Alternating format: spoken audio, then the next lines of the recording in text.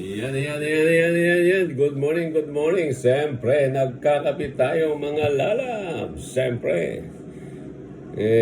Nagkakape ako, naisip ko nung ako. Hindi ako makamubo nung ako yung na-surprise nitong aking birthday. 60th birthday celebration ko. Sinurprise ako ng aking mga kapatiran. Siyempre, kasama na ng aking pamilya ay na-surprise din kasi hindi talaga namin alam na set up talaga ako. Unang-una dumating kami sa church ay 12 pa lang kasi service namin 1:30 kasi gawa ni pare ko na pare Dexter dumating daw na maaga para itry yung aking television na ayaw gumana, pinindot ni ko. Pagdating namin sa church, ang daming luto. Si Maring Arlene Cordoba o Cordoba. Daming niluto. Sabi niya kay Ana, susurprise daw si Ana. Hindi ko pala alam na yun na yan, no? Yung pala ay surprise sa akin. Tapos,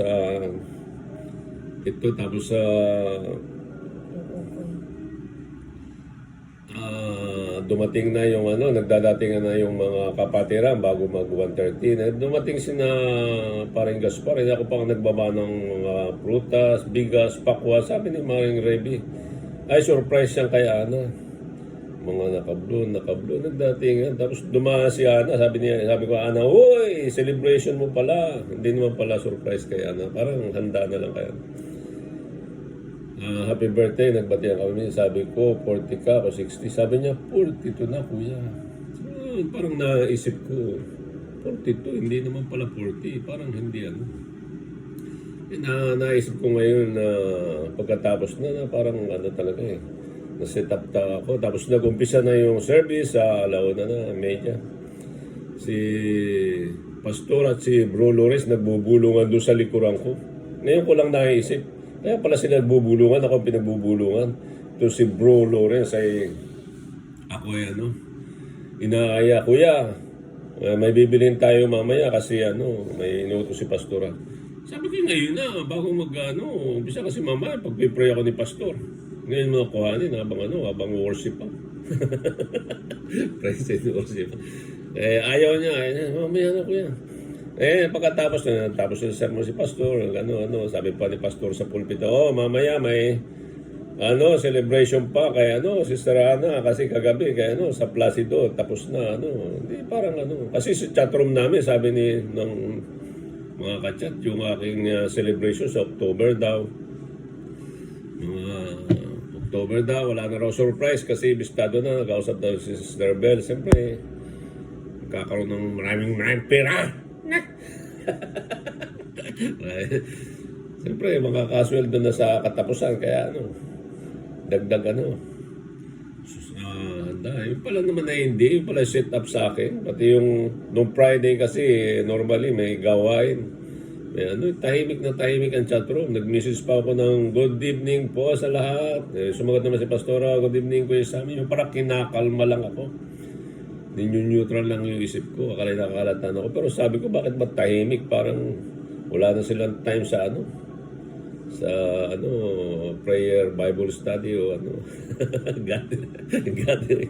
Yung pala ako sinesit up. Sila pala yung nag-stay pa sa church para i-prepare yung sa akin na Tapos nakakatuwa, nung pagkatapos ng service, iniaya ako ni Bro Lores. Sabi niya, okay sa mga... Sabi ko sa iyo, pag-pray ako ni Pastor, ayaw ko sumama kay Bro Lores.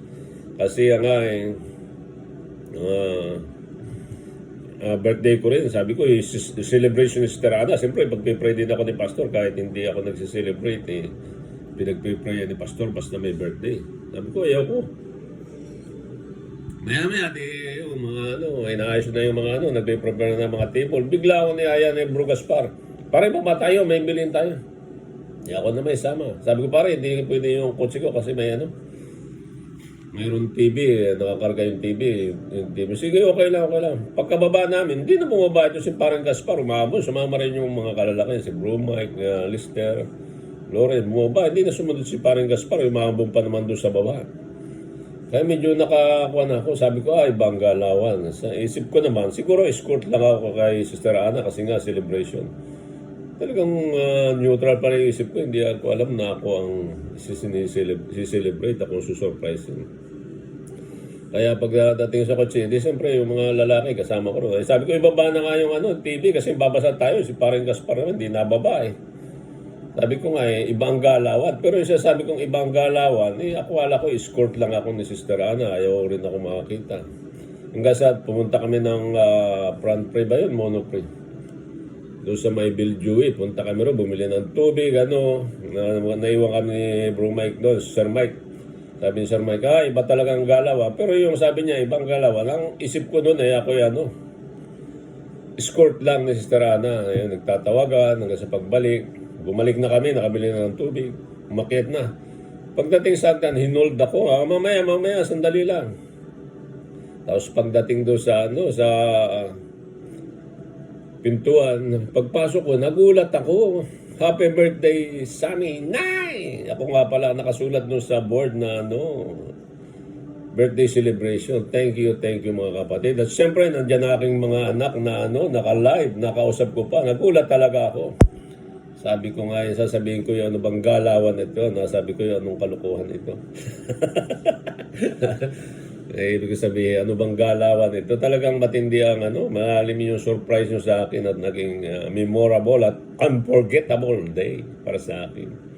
Salamat mga kapatid, talagang sabi ni Sister Mike, ibang galawan. Pero ang alam ko, ibang galawan, sinabi niya, parang ang isip ko doon, escort lang ako, Sabi ko nga, basang-basa na yan. Pero talagang na-surprise nyo ako, pati ang aking mga pamilya, ang aking pamilya ay na-surprise nyo kami. Na-surprise nyo kami lahat, mga kapatid. Naging successful yung pag-surprise sa akin. Kasi akala ko magiging, nung huling-huli ng pagkaramdam ko na ibang galawan, ay ako escort lang. Yung pala ako ako talaga ang main celebrant.